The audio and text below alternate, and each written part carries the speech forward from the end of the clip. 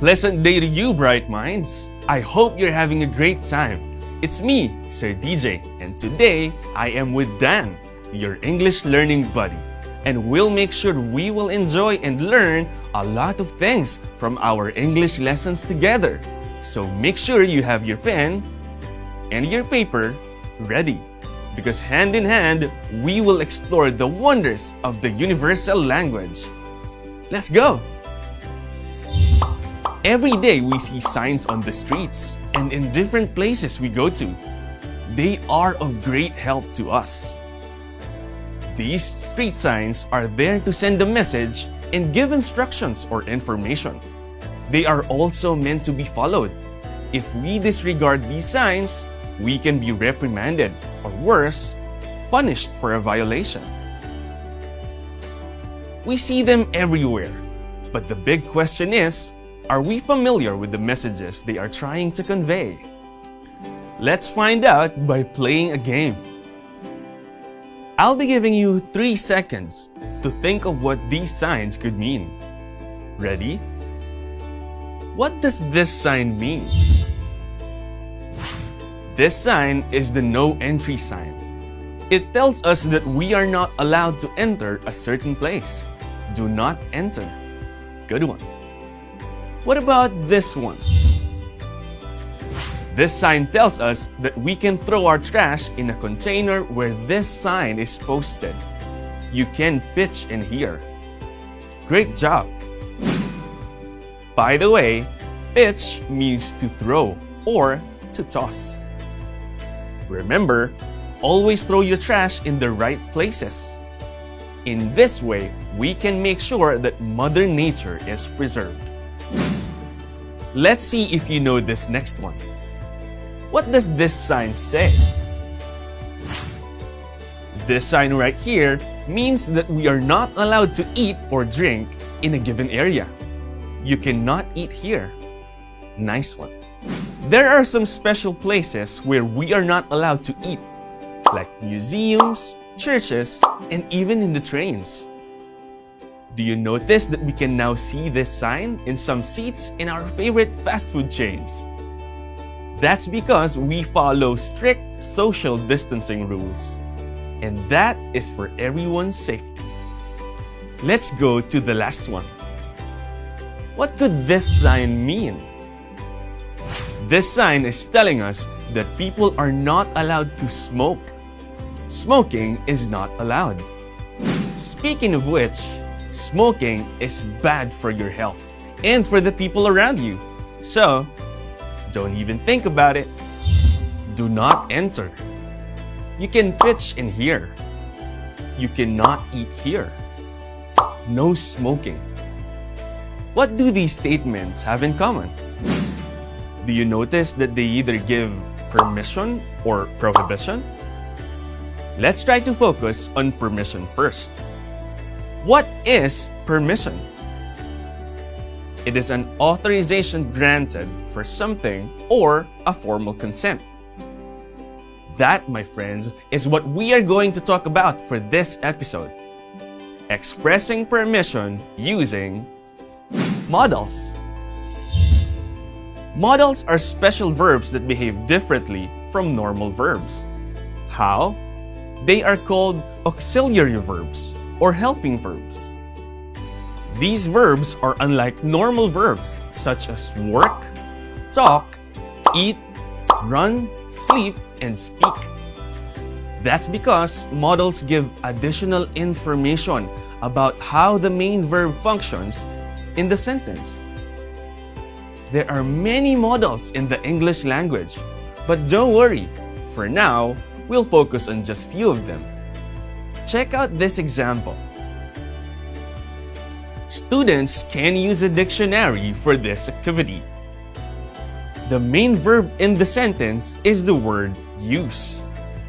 This verb is what the students will do.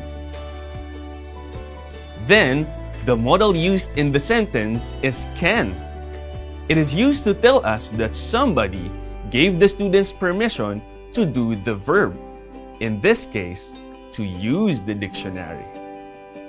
Students can use a dictionary for this activity. meaning they are allowed to do so. Here's another one. Oh, that is such a cute dog. Can I touch him? Sure, you can pet my dog. This statement shows that the speaker or the owner of the dog gave permission to the boy or to the girl to pet his dog. Notice that the modal can is placed before the base form of the verb. Modals are often placed before the base form of the verb, often, but not all the time. Also, modals cannot change forms. They are not like normal verbs. For example, can cannot be cans. No way. Students, can use a dictionary for this activity? We cannot put an S after a modal, nor can we add ing to it, just like a normal verb. You can petting my dog. Sounds weird, right? Just like what I've said a while ago, we should use the base form of the verb after the modal. Now you might be asking, what modals should we use to express permission? There are 3. These are the modals can, may, and could. But these modals are not used in similar ways. There is a slight difference in the way they are used. First, we can use the modal can. This can be used to give either permission or to ask for permission. For example, you saw your friend carrying a lot of books. Can I help you with that? Notice that this sentence is in the form of a yes-no question. That's because in this statement, the speaker is asking for permission. Without the modal in the sentence, you might sound like a caveman. I help you with that. Here are more examples. You are eating in a restaurant with your best friend. What is it? Can you pass me the pepper? Oh, sure. You wanna come in? Can I bring my dog with me? Sure. Dogs can play around in the park. Thank you, sir. Hey, I received your invitation. That's good. I'll see you there. Yeah, can I bring my cousin with me? Of course. It's been a while since I've seen her. You can bring a friend to the party if you want. Notice that the modal can sounds less polite. We can use can when we talk to the people we are familiar with, whereas the modal could shows a more formal or polite approach to ask permission, a permission which may not be given to you. Okay, since this is the first day of class, I want to see if you brought your book with you.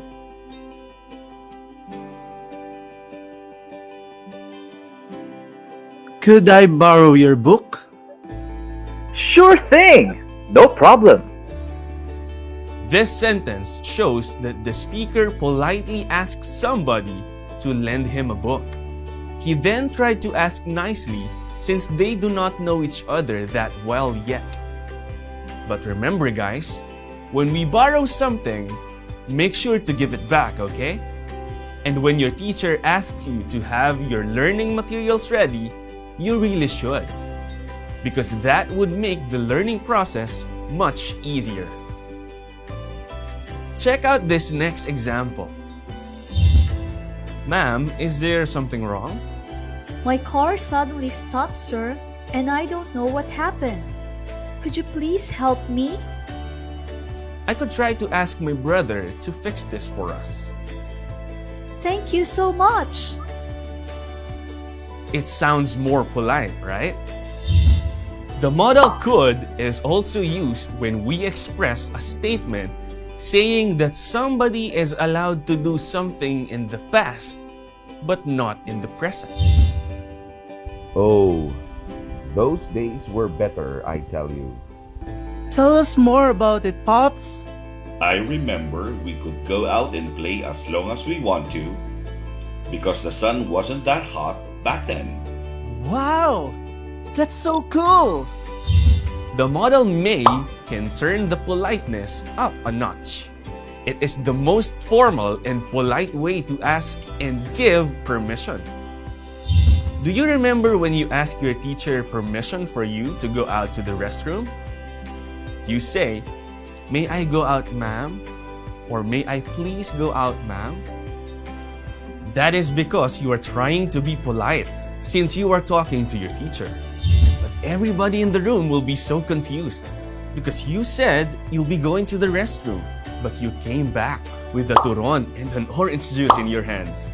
Guilty? Let's try to look at these examples. Medical practitioners affected by COVID-19 may now claim their financial assistance from the government. See how this sentence sounded so formal because of the model may? It sounded as if it was said by the presidential spokesman. You visit your friend's house and you want to use the restroom. May I use your restroom, please? Oh, sure, no problem. Just go left from there. We should always talk politely when we talk to people who are older than us. Ma'am, is there a book we can use to look for more information regarding this topic? You may use this book as your reference. Age is not the only thing to consider. We should also show respect to anyone in a formal setting. In this case, the classroom, even if they are younger than us. Remember, respect is one of the greatest expressions of love. There is another special model that can be used to ask permission in a very formal way. That is the modal might. It is rarely used because of its old-fashioned tone. However, educated and polite people use it to express respect and politeness, which is nice because being respectful never gets old. Okay, class. What is quantum mechanics? Ma'am, it is the branch of mechanics that deals with the mathematical description of motion and interaction of subatomic particles, incorporating the concepts of quantization of energy, wave-particle duality, the uncertainty principle, and the correspondence principle. That's impressive. Might I ask what your name is? I am Albert. So remember, in expressing permission, we use the modals can, could, may, and might. Easy, right? Now we will do a short activity about the modals that we use to express permission. Don't worry, it'll be very easy and fun. For this activity, you will choose a model that best completes each statement. Let's answer them together. Your choices are can, could, may, and might. Are you ready? Let's go! You want to ask your mom whether she will allow you to go out with your friend Jill. So you ask her, "Mom, blank I go out with Jill to the school play?" What could be the right model here? Yes, we will use the model can. Since we are familiar with mom, so the sentence will be, "Mom, can I go out with Jill to the school play?" Yes, you can go with Jill. Great job. Let's try the next one. You called your brother's office, but you got directed to his secretary. So you ask her, "Hello? Blank I speak with Mr. Santiago, please?" For this one, you are talking to somebody you are not familiar with. The secretary probably works in an office of a business firm or something like that. What modal would be best fit for this sentence? That's right. We should use the modal may. Hello? May I speak with Mr. Santiago, please? Nailed it. Let's move on to the next sentence. Okay, class. I want you to bring out your pencils. We will sketch a map to your house. Because you were so excited to do the activity, you broke the tip of your pencil, but you forgot to bring a sharpener. You will now ask your seatmate to lend you with an extra pencil. What will you say? Blank, you lend me an extra pencil, please? I accidentally broke mine a while ago. You are trying to ask your seatmate. However, you are not yet that close to each other. Spot on. We should use could. Could you lend me an extra pencil, please? I accidentally broke mine a while ago. Amazing, guys. You're good. Let's try this one. You are in a 5-star restaurant and you want to ask the waiter for a glass of water. What should you say? Psst, waiter, get me a glass of water. Of course not. We should always be respectful. You can't treat people like that just because it's their job. It doesn't hurt to be nice and polite, right? So what should we say? Excuse me, waiter, blank, I trouble you for a glass of water, please. You are trying to ask nicely in a place where people should be polite and respectful. Yes, we can use may or might. Excuse me, waiter, may I trouble you for a glass of water, please? Or, excuse me, waiter, might I trouble you for a glass of water, please? Good work! Can you still follow our discussion? Here's the last one. After hours of working with your assignment, your friend asks you if he can go home early. Hey Brad, is it okay for me to go now? I have to help my mom with house chores. Sure, you blank go now. I've got it covered. I wonder what model should we use for this one? Exactly, we use the model can. Sure, you can go now. I've got it covered. Wow, you did an amazing job in our activity. Let's try to look at our sentences again. Mom, can I go out with Jill to the school play? Yes, you can go with Jill. Hello, may I speak with Mr. Santiago, please? Could you lend me an extra pencil, please? I accidentally broke mine a while ago. Excuse me, waiter. Might I trouble you for a glass of water, please? Or, excuse me, waiter. Might I trouble you for a glass of water, please? Sure, you can go now. I've got it covered. I am really glad that you stayed with me and learned about models that express permission. Good job on keeping up with us up to this point. For that, here's a 2 thumbs up from Sir DJ and Dan. For your assignment, I want you to try and look for models that are used to express prohibition. I'm sure you'll enjoy that. And that ends our episode today. Time flies when you're having fun indeed. We hope you had an amazing time with us today, your English learning buddies, Dan and Sir DJ.